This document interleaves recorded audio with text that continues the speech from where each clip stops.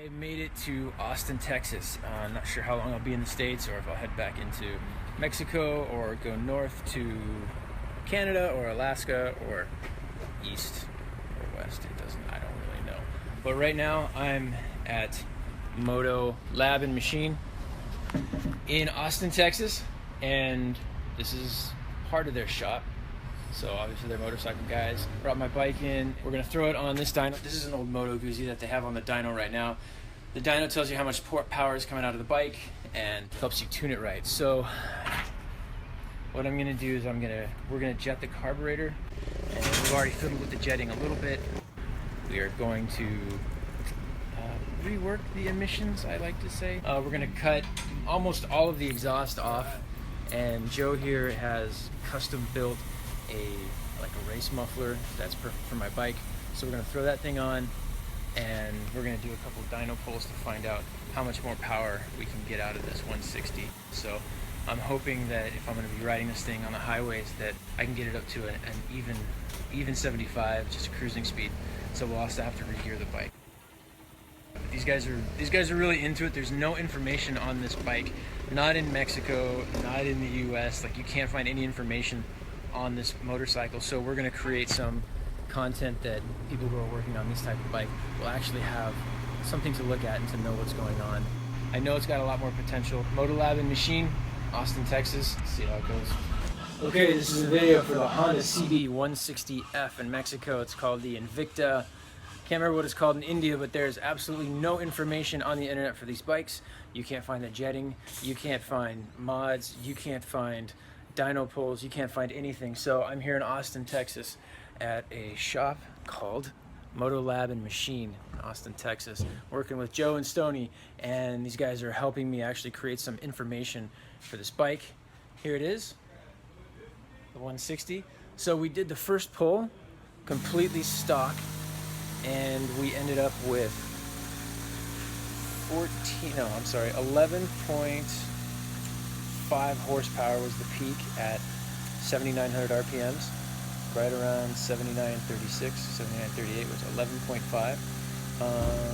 And it stayed there about 11.4, 11.5, almost 11.6 up until, well, just in 7,900s. And then it started coming down. By the time it got close to 8,000, got down to 11.1 horsepower. So, next step, pulled the exhaust system off. And you can hear in the background the hacking. We're gonna put a modified racing exhaust. It's gonna come right under here. And we'll do a second pull, then we're gonna jet it, we'll do a third pull, and then we're gonna do an adjustment to the emissions. We'll do a fourth pull. So we'll find out what these bikes are capable of when we let them breathe. We'll let you know what jetting size we use. Right now the jet in there is stock. It is a 112, and it's running, seems to be running actually a little bit rich. It's running at higher RPMs, 12.2 to 1. We'll see what it runs like with that exhaust opened up, and we might increase the jetting to a 115, 120, whatever needs to be done at the time. Here's some footage of the old exhaust and the new exhaust. The old exhaust used to mount here, and it includes obviously all of this, the head pipe, and it would go right down here, cat, and the muffler. So we're getting rid of all of this and replacing it with just this right here.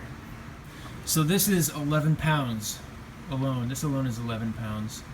The piece I'm replacing with is about 1.5 pounds. Yeah. All right. That was good. It's different. So that'll be a good start. I mean, we'll at least be able to do some runs.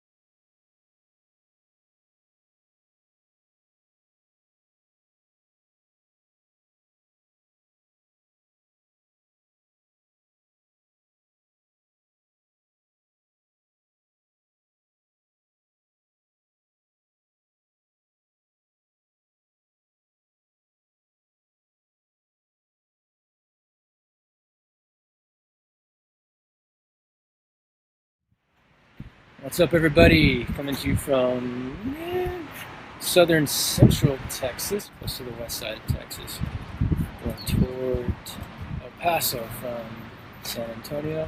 It is currently 105 degrees, 5 o'clock in the afternoon, I think. Back on the road, so heading toward California. Don't know if I'll stay there when I get there. That's about it. Got a pretty bad headwind, so I'm probably doing like 55, 60, something like that. And that's about it. Yeah, it's good to be back in the States. All right, talk to you later.